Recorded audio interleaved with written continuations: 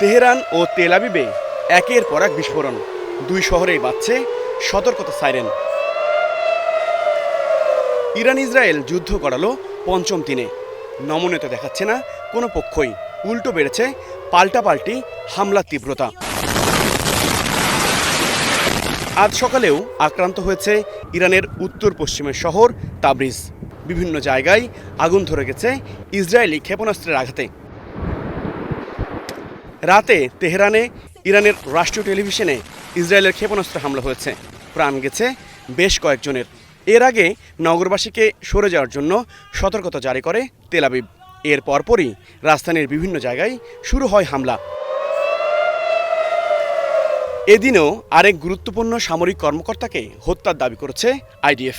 তিনি হলেন খাতাম আল আনবিয়া সেন্ট্রাল হেডকোয়ার্টার্সের প্রধান হিসেবে সদ্য নিয়োগপ্রাপ্ত আলী সাদমানি।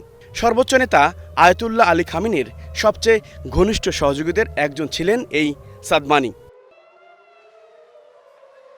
টার্গেট কিলিংয়ে দারুণ দক্ষ ইসরায়েল এবার ইরানের সর্বোচ্চ ধর্মীয় নেতা আয়াতুল্লাহ খামেনিকেও দিয়েছে হত্যার হুমকি। প্রধানমন্ত্রী বেনিয়ামিন নেতানিয়াহু মন্তব্য করেছেন, খামেনির মৃত্যু হলেই সংঘাত এমনিতেই থেমে যাবে। প্রতিশোধ আক্রমণ অব্যাহত রেখেছে ইরানও। ইসরায়েল ভূখণ্ড লক্ষ্য করে নিক্ষেপ করছে একের পর এক ক্ষেপণাস্ত্র।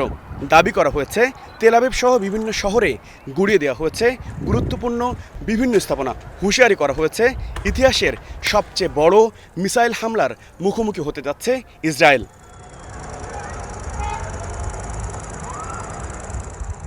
পরিস্থিতির অবনতি হওয়ায় বিভিন্ন দেশের নাগরিকরা ইসরায়েল ছাড়ছেন। সবশেষ সেখানে অবস্থান করা চাইনিজ নাগরিকদের সরে যেতে বলেছে চীনা দূতাবাস। এদিকে ইরান ইসরায়েল দ্বন্দ্বের শান্তিপূর্ণ সমাধানের আহ্বান জানিয়ে যৌথ বিবৃতি দিয়েছে ধনী দেশগুলোর জোট G7ভুক্ত দেশগুলো। উল্লেখ করা হয়, ইরানের কাছে কখনোই পারমাণবিক অস্ত্র থাকতে পারবে না।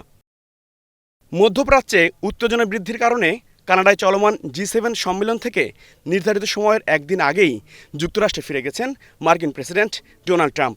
জাতীয় নিরাপত্তা পরিষদের জরুরি বৈঠক ছাড়াও পুরো যুদ্ধের ওপর নজর রাখছেন তিনি। HROV, star news.